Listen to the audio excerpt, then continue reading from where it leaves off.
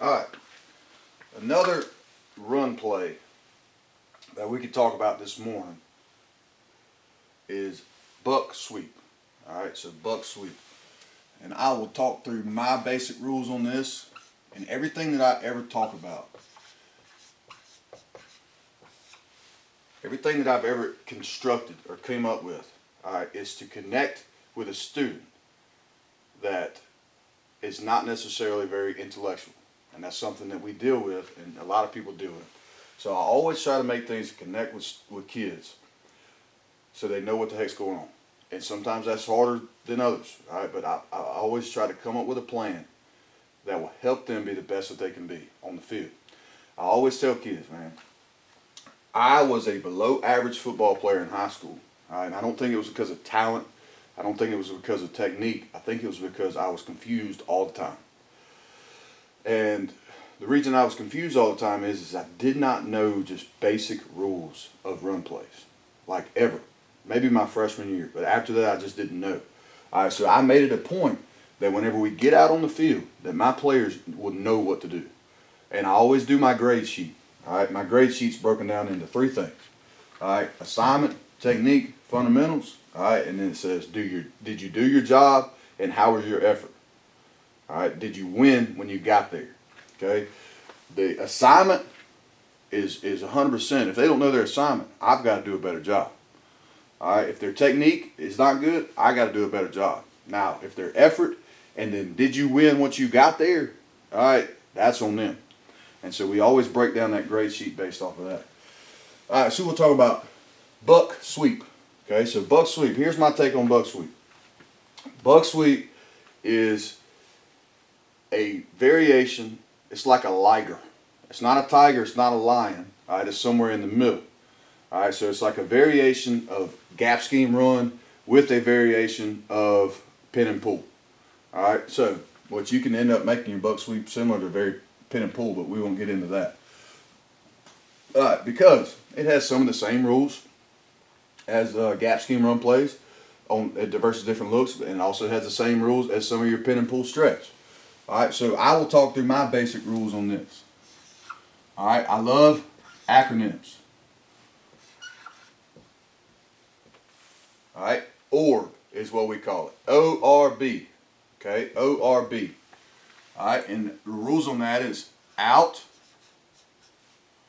reach, blade. All right, that's buck sweep. Let's assume right now that our two guards are pulling regardless. Okay, we've gotten into some things in the past against certain looks, maybe at over and under front, where we would pull different people. All right, but we've changed that. We don't have to do that, but you can. Okay, but we won't worry about that right now. All right, so my guards are pulling.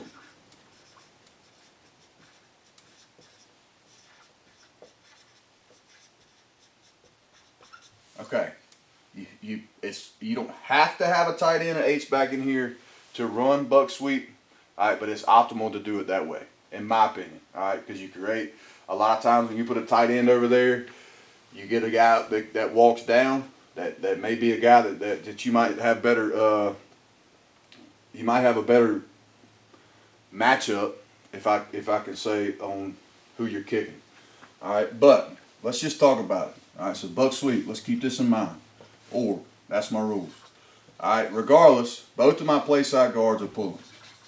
We're gonna go ahead and put a tight end in here. All right, so we got a tight end in the game. All right, and we're gonna draw this to. We'll put the end right here. Have this guy there. All right, so tight end's here. I've got a tackle to the tight end, so we call this an overfront. All right, my two guards are the pullers. Okay, this is an optimal look to run buck sweep. Okay, an overfront is an optimal look to run buck sweep. Okay, and I'll explain to you right here. All right, so orb. We're not going to, sometimes you can take this tackle, depending on what you want to do with this end. You can say, hey man, let's just gap hinge the end. All right, and that's fine. All right, you can gap hinge the end and you can leave this guy. Or later on in the year, and which I think is a good idea, just go ahead and leave the end. All right, because the ball's going there, and you can always pull it off the backside guy.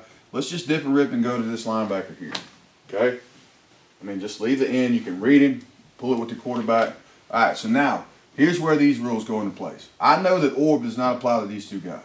All right, my play side guard has got the kick off the end. All right, in man on the line of scrimmage. We got to get a good down block from that tight end right there. Okay, everybody else is down. Okay, so out, reach, blade. All right, so out or down. Okay, out or down. Out. All right, so center. Do you have anybody to out? Do you have anybody outside of you or down of you? DRB, ORB, whatever. All right, yes, I do. All right, so what's my rules? Out. Block him down. Tackle. Do I have anybody out? Yes. ORB? Yes. Block him down. All right, that's it. Okay.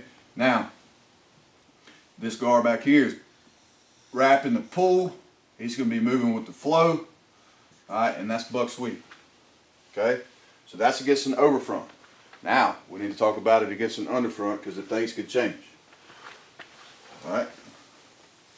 So out, reach, blade. Backside tackle's a kicker there. Okay, you can use him to go out on the end, or you can tell him to dip and rip up to that linebacker. Okay. Now, earlier we had an overfront. Now let's draw it against an underfront. This makes things a little squirrely.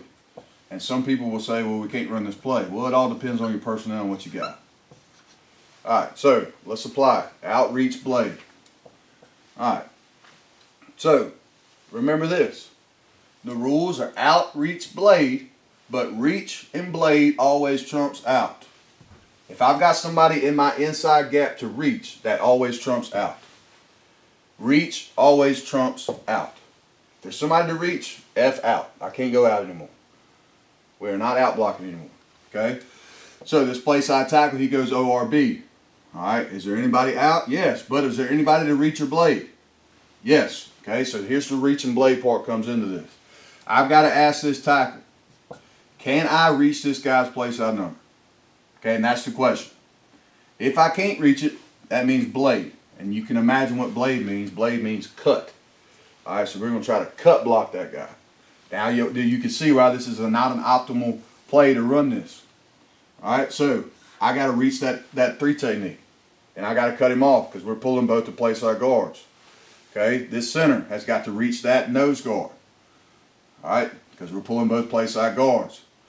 Now he's down. Okay, this tackle has nobody to go to. All right, now we're there. Now we're pulling kick. Now we're there. Right?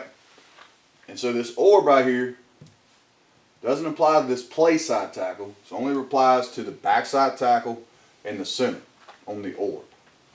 Okay, so he's down on that guy. We're rocking and rolling. We're not going to try to reach that in. Okay, we're pulling and kicking right there, pulling there. And there's something that just came to me here.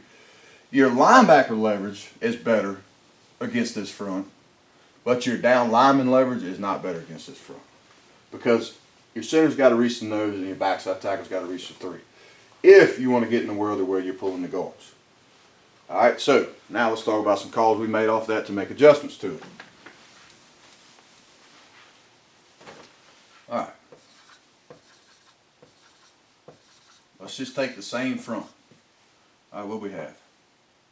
We had an underfront.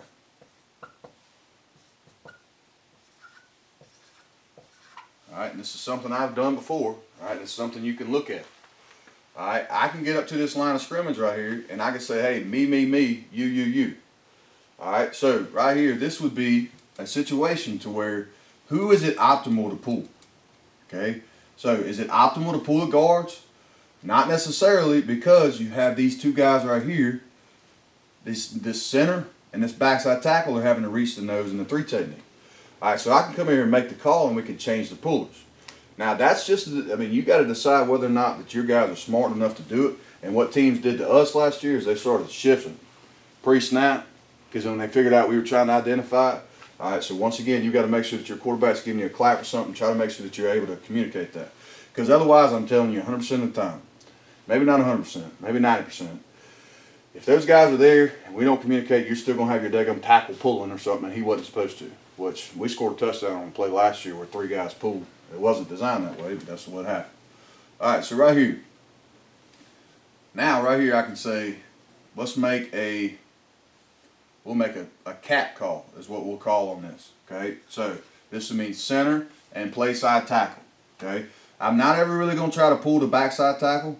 All right, we'll just leave him in there, okay? But right now he needs to know that this guard's staying. All right, so he don't have to blade. He don't have to cut. All right, so now we can go out, out. I don't have to blade him anymore because this guard's staying, okay? The guard now here is down. He is down, and now this turns into a very quick kick. All right, now he's inserting off of that, and now we're up to there. Now, you say, well, what about this backside linebacker? That's the only caveat, that's the only kicker to this situation, is when you change the pullers. So you got to be able to determine whether or not when you're running that buck sweep, can you guys, whether reach or blade on that backside. Okay, if they can't do it, then there ain't nothing wrong with getting up there and saying, hey, they're doing a lot of this to this, we might not be able to run the play. All right, some people get in the world with, hey, we're going to run this play. And there's some plays you just can't run. Buck sweep, I think, is one of those plays that, against certain looks, it's just very difficult to run. Power, counter, inside zone, well, 4 eyes will kill you. But, a team can't necessarily live in that all night. If they do, then you're probably in trouble. But that's just some basic rules to buck sweep. Remember, outreach blade. The perfect front to run this against, obviously, is an over front. All right, but there'll be times that you get an under front, you got to have answers to it. Or you get buried, which is a very big kicker. All right, so with that being said, one thing that people don't take in mind, and this will be the last thing I tell you, how important this son of a gun right here is in buck sweep. That tight end.